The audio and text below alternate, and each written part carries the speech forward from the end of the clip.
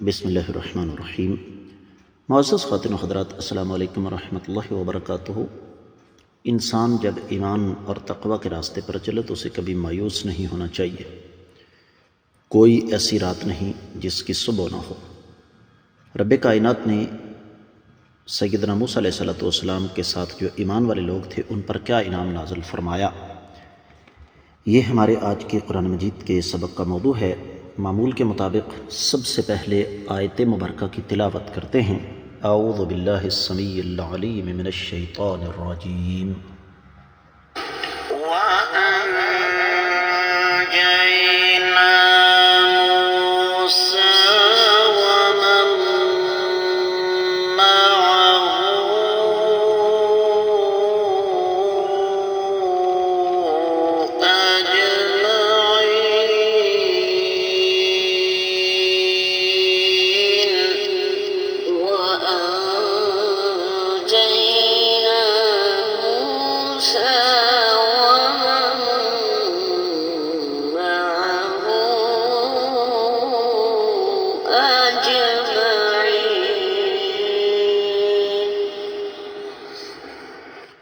معزز خواتین حضرات، رب کائنات کی پاکیزہ کتاب قرآن مجید پارہ ہے 19واں، سورہ مبارکہ کا نام الشعراء، اور اس سورہ مبارکہ کی 65ویں آیت مبارکہ اللہ رب العزت ارشاد فرماتے ہیں وَأَنْجَيْنَا، اور ہم نے نجات عطا فرمائی موسیٰ، سیدنا موسیٰ علیہ السلام کو، وَمَن مَّعَهُ، اور جو بھی ان کے ساتھ تھے، اجمعین، سب کو، بامحاورہ ترجمہ، اور ہم نے سیدنا موسیٰ علیہ السلام اور ان کے ساتھ تمام لوگوں کو نجات عطا فرمائی۔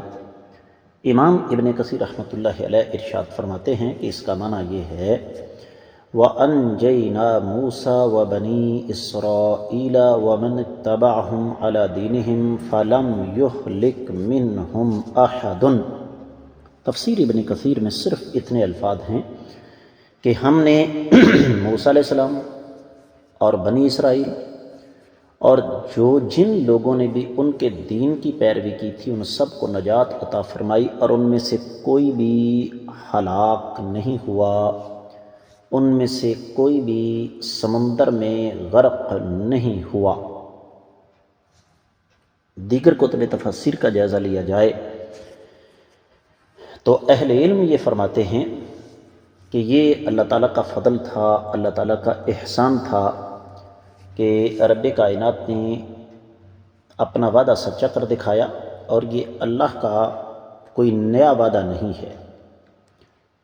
تفسیر ابن جریر، تفسیر الالوسی، تفسیر الکریم الرحمن، ان سب میں اس بات پر خصوصی طور پر زور دیا گیا ہے کہ یہ اللہ ملک العلم رب الجلال والاکرام کا خاص احسان تھا سیدنا موسیٰ علیہ السلام پر۔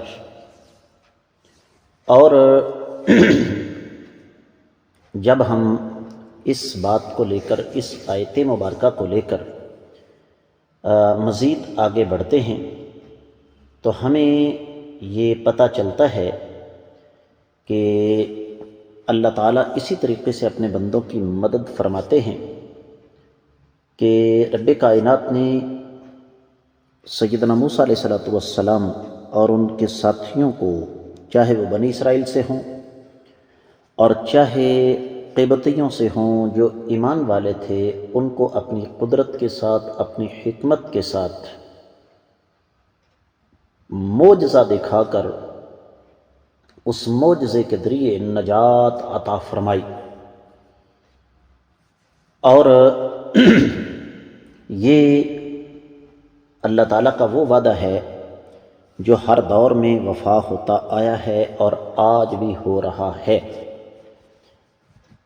اہل علم یہ لکھتے ہیں کہ دراصل وَأَنْجَيْنَا مُوسَىٰ وَمَن مَّعَهُ أَجْمَعِينَ،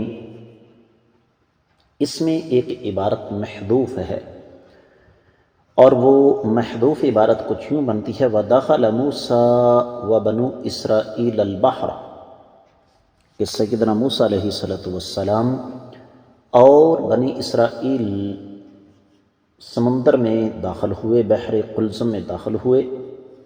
وَأَنْجَيْنَاهُمْ وَمَنِ اتَّبَعَهُمْ عَلَى دِينِهِمْ كُلِّهِمْ أَجْمَعِينَ، بلکہ کلہم اجمعین، ہم نے انہیں اور ان کے دین کی پیروی کرنے والے ہر شخص کو نجات عطا فرمائی،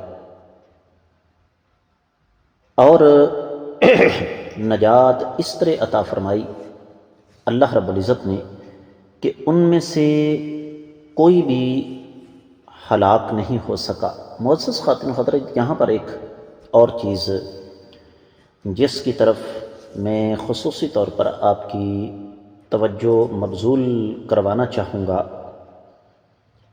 بڑی قابل غور بات ہے، اور وہ یہ کہ یہاں ہمیں ایک چیز سمجھ میں آنی چاہیے،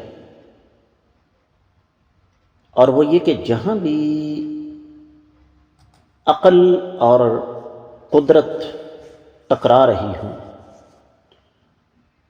تو ہمیں یہ بات سمجھ آ جانی چاہیے کہ وہاں پر ہمیشہ ترجیح قدرت کو ہوتی ہے، عقل بہت پیچھے رہ جاتی ہے۔ آپ یہ دیکھیں کہ پانی کا کام کیا ہے؟ لوگوں کو ڈبونا، لیکن کیا پانی نے سیدنا موسیٰ علیہ السلام اور ان کے ساتھیوں کو ڈبویا؟ یقینی طور پر نہیں۔ اور یہاں سے ایک اور چیز کا بھی ہمیں پتہ چلتا ہے،